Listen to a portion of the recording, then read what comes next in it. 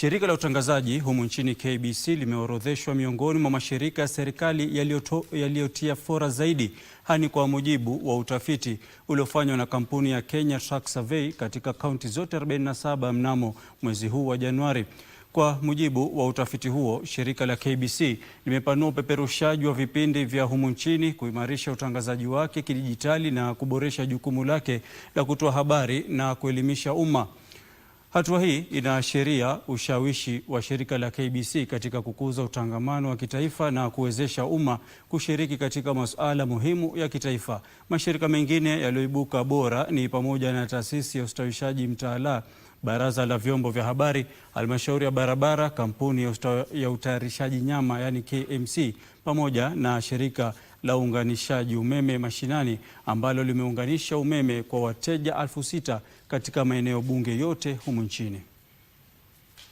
Shirika la utangazaji nchini KBC limetamba na kunawiri kwa mara nyingine baada ya kutajwa miongoni mwa mashirika ya umma bora nchini kutoka kwa sampuli ya mashirika 4876 yaliyofanyiwa utafiti nchini. Utafiti huo ulifanyika katika tarehe 2 na 17 mwezi Januari mwaka huu.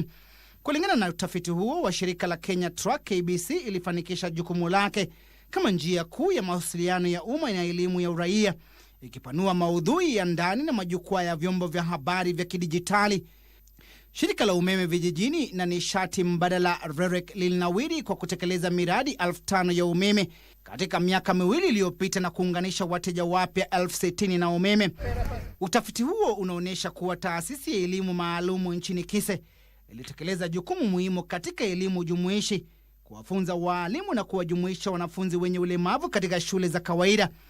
Mamlaka ya kitaifa unyunyuziaji mashamba maji ilipanua ekari unyunyuziaji mashamba maji, ikichangia kuimarika kwa uwepo wa chakula na kupunguza utegemezi wa uagizaji, huku mamlaka ya kusambaza bidhaa za matibabu nchini KEMSA ikiimarisha mfumo wa ugavi wa vifaa vya matibabu, ikiunga mkono mageuzi ya ufikiaji wa afya kwa wote. Wakati huo, taasisi ya ustawi wa mtaala nchini ilifanikiwa kuimarisha mtaala unaotegemea uwezo, ikihakikisha ulinganifu na ajenda ya ujuzi na kazi.